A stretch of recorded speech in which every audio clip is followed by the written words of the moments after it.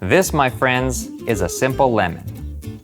And this is vegetable oil, autolyzed yeast extract, monosodium glutamate, ammonium bicarbonate, baking soda, monocalcium phosphate. Yeah, I'm not even sure if that's edible. Probably not. One of the most common questions asked by those looking to eat healthier is, what is the healthiest food to eat? And my answer is always the same. The healthiest food that you can eat is simply food. In other words, a whole food. Now, the second most common question that I get asked is, what is a whole food? Well, looking between these two boxes here, can you take a wild guess and tell me which one contains whole foods?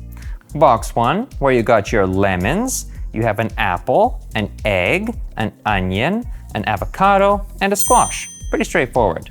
Or box 2, where you got your, what do we got here? Malic acid, silicon dioxide, annatto, and caramel color. Yeah, seems healthy, right?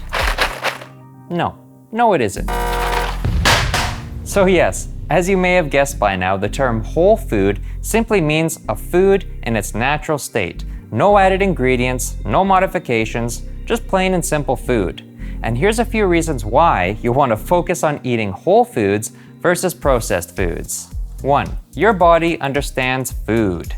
The human body consists of many cells that receive energy provided by many other specific cells, such as those that naturally come from whole foods, like fully digested carbohydrates, proteins, and fats. So, what do you think? Sunset yellow FCF tartrazine, protein, carb, or fat? However, what often gets loaded into or modified within processed foods is rather difficult for your body to know what to do with and to read. Acetylsulfame potassium? And when these non-food particles enter the body, rather than supplying you with energy, they simply confuse the body, or in some cases even get stored within a fat cell to keep them from entering the bloodstream, where they could cause unknown and further damage. 2. They are balanced, complete, and easily digestible. Every whole food naturally comes with an even balance of nutrients required for the body to digest and absorb all the goodness within that food. However, the more a food is altered, the more challenging it becomes for your body to digest that food. And here's a particularly funny yet common example of how processing food can just simply fail. Let's talk about milk for a second. Now, naturally milk contains fat, and the reason for that fat is that milk contains various bone-building vitamins such as vitamins A, D, E, and K that all require fat to be absorbed and benefit your health. So remember, if your box of milk says with added vitamin A, D, E, or K, but it also happens to say low fat, is that milk really building strong bones? No, it isn't.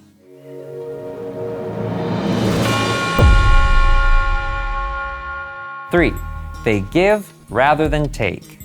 As you now know, processed foods often lack the nutrients required for the body to absorb what's left of them. And not only does this complicate the digestive process, there's one more important layer to this onion, or cake in this context, to discuss. The effects on your health when consuming too many of these processed foods that lack these critical nutrients. Let's look at sugar as an example. When eating a sweet piece of fruit that naturally contains sugar, that fruit also comes with the fiber to slow the release of that sugar for balanced energy. It also will come with the required vitamins and minerals the body needs to convert that sugar into the energy that will fuel up your body and mind. Now, let's say instead of eating that whole piece of fruit to satisfy that sweet tooth of yours, you happen to consume a processed treat that contains one of the many available refined forms of sugars instead. Sugar, grape must concentrate, sucralose, sugar, glucose, fructose, dehydrated parsley. Parsley's good. Barley malt extract, glucose syrup, concentrated juice. Here's the difference.